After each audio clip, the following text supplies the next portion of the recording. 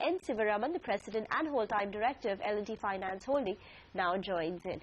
Good morning, sir, and thanks so much for joining in. First, can you walk us through your expectations from the policy today?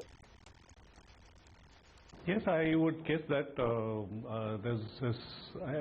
I would like to be very, very cautious about my expectations out of the policy in terms of actual monetary action. Maybe there could be a token step of maybe 25 basis points cut in the rates to some extent, or some kind of relaxation on the liquidity side. But on both liquidity side, definitely we have seen far more comfort and stability. In fact, there have been times when the levels of reverse repo has been fairly larger than the repo side. So generally, the liquidity situation seems to be all right in the system.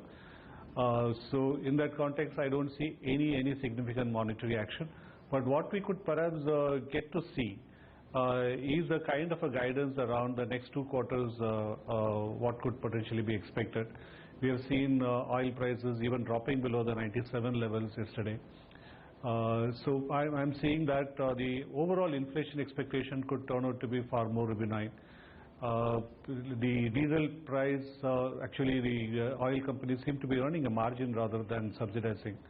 So all of this should contribute a fairly dovish and positive outlook towards the future credit policy is what my feeling is at the moment.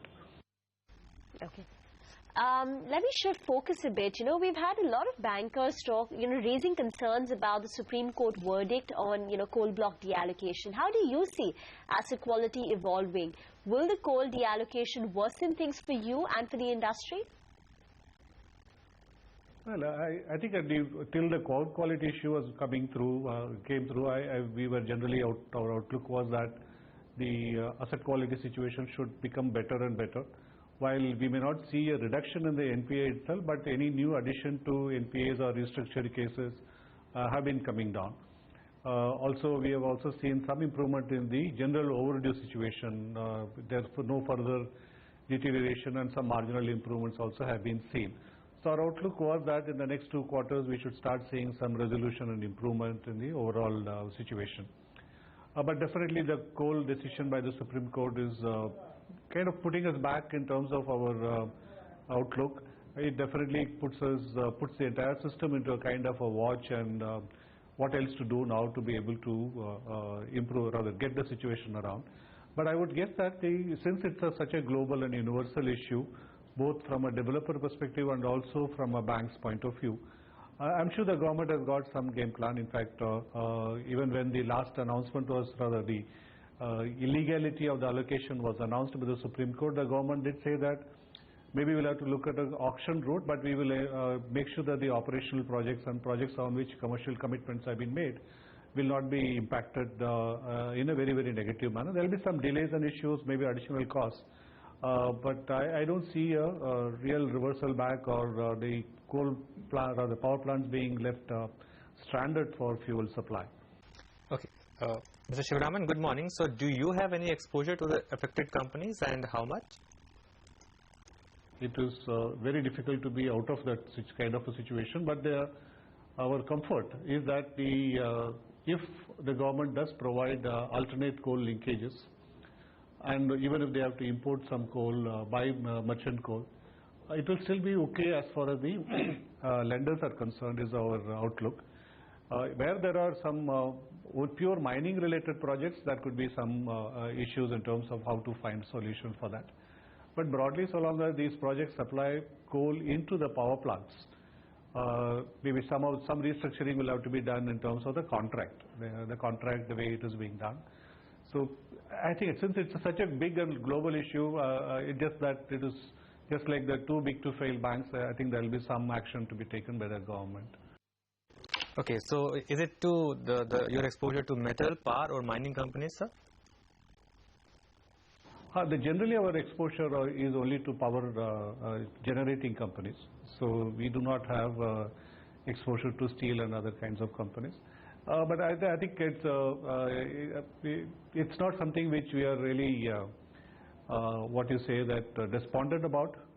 We do believe the solutions are available and they will be solved. Let me leave it at that for the moment. Okay. Speaking about business, for the remaining part of FY15, will your net interest margins be at 5.5%, or do you think you can do better? I'm expecting to see an improvement coming through, maybe in the 15 to 25 basis points kind of by the fourth quarter. Because our retail book has consistently seen about 15 to 20 bips improvement in the margin right through the last about 6 to 8 quarters. That improvement I'm expecting to see to continue. So that will definitely help us in moving towards our target ROE goals. So when will your NPA start declining? Because that's been a concern for the market. Which quarter, if you could give us a particular timeline? As I said, I don't see any increase in NPAs from where we are today as we stand, right? Unless some of these, there could be some temporary impact coming from coal-related issues if they happen to be in the next 2-3 quarters. But otherwise, I'm not seeing any increase in the NPAs as such. But I think the reduction in the NPAs will take about 2 to 3 quarters to happen, right? Because the resolutions are going to be a little far away in the system.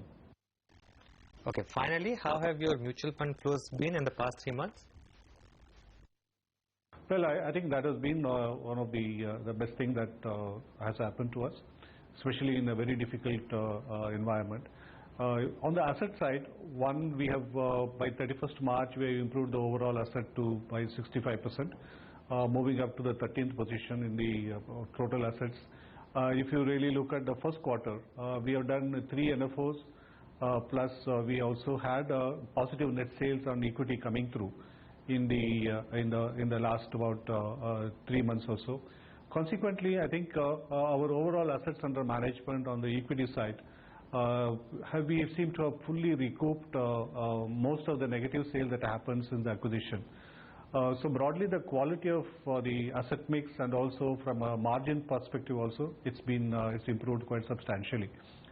The other piece is that the entity itself achieved break-even as compared to a 58 crores negative in the previous year. So for the year 2014, we achieved break-even, which is a remarkable achievement considering the overall negative cost that we were, negative PAT that we had in the previous year. We are continuing to see the focus on cost as well as the distribution efficiency, which is well reflected on the way the AMC has done in the first quarter. The asset accumulation has been extremely good, and we are on the back of very fairly strong fund performance. The distribution acceptance has also been extremely good. So all in all, I would say that this is one of the very, very positive and satisfying piece in the overall portfolio. Okay, Mr. Sivaraman, we'll leave it at that. Thanks as always for joining in. Bye.